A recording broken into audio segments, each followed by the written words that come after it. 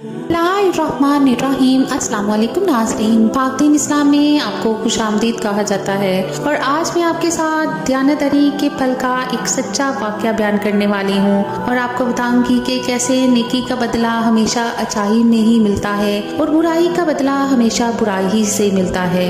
लिहाजा वीडियो को स्किप किए बगैर मुकम्मल देखिएगा ताकि इस वाक़या का मकसद आप लोगों तक आसानी से पहुँच सके। बयान किया जाता है कि हज़रत अल्लामा शेख मोहम्मदुल बानी रहमतुल्लाह अलैह बयान करते हैं कि मैं मक्का मौज़मा में मुजावर था। एक दिन ऐसा आया कि खाने के लिए कुछ ना मिला और मैं भूख से नडाल हो गया।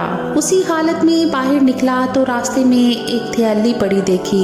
उठाकर देखा तो रेशमी थैली थी और रेशम की डोरी से बंधी हुई थी। जब मैंने उस क़यामगाह पर लाकर खोला तो देखा उसमें नहायत कीमती मोतियों का एक हार मौजूद है। बाजार निकला तो देखा एक शख्स रुमाल हाथ में लिए पुकार रहा है कि मेरी थैली जिसमें मोतियों का हार था गुम हो गई है।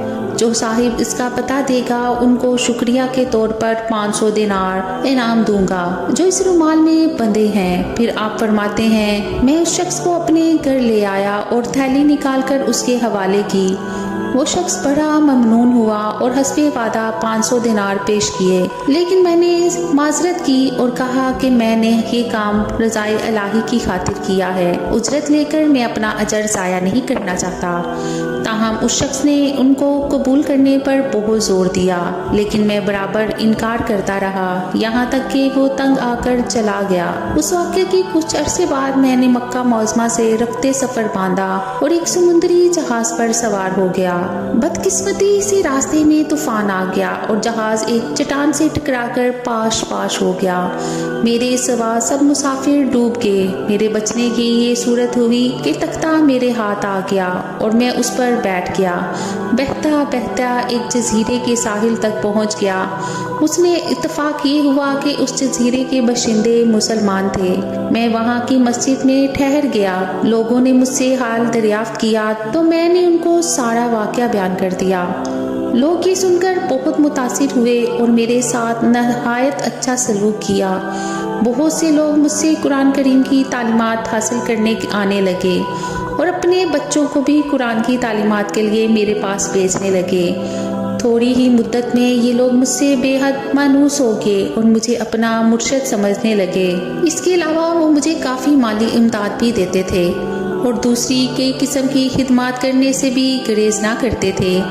एक दिन उन्होंने आपस में कुछ मशवरा किया और फिर मेरे पास आकर कहा हमारी राय ये है कि आप शादी कर लें और यहाँ मुस्तकिल अकामत इख्तियार कर लें। मैंने कहा जैसे आप लोगों की खुशी।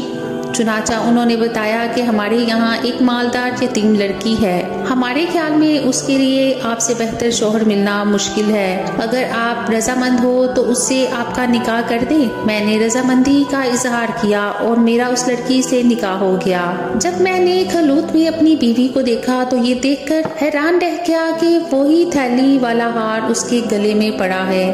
दरियाफ्त करने पर मालूम हुआ कि ये लड़की उसी हाजी की बेटी थी जिसे मैंने महज अल्लाह के लिए हार वापस कर दिया था। लोगों ने मुझे बताया कि जब उस लड़की का बाप हज से यहाँ वापस आया था तो अपने कीमती हार के गुम होने और फिर उसके मिल जाने का वाक़या अक्सर बयान किया करता था। कहा करता था कि जिस शख्स ने मुझे ये हार वापस दिया है ऐसा बेनफ्स आदमी मैंने दुनिया में नहीं देखा। फिर वो ये दुआ किया करता था कि काश उसकी मुझसे यहाँ मुलाकात होती तो मैं अपनी लड़की का निकाह उससे करता।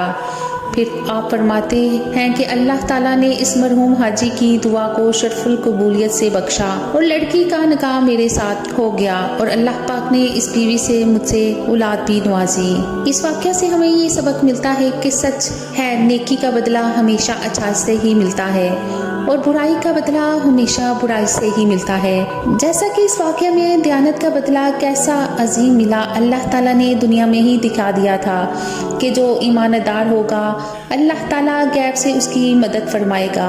अल्लाह ताला हमें इस वाक़या से सबक हासिल करने की तौफीक अता फरमाए। आमीन या रब्बुल आलमीन। उम्मीद करती हूँ कि आज का वाक़या आपको अच्छा लगा होगा। मज़ीद अच्छे वाक़यात के लिए मेरे चैनल को सब्सक्राइब करें, वीडियो को लाइक करें। अल्लाह के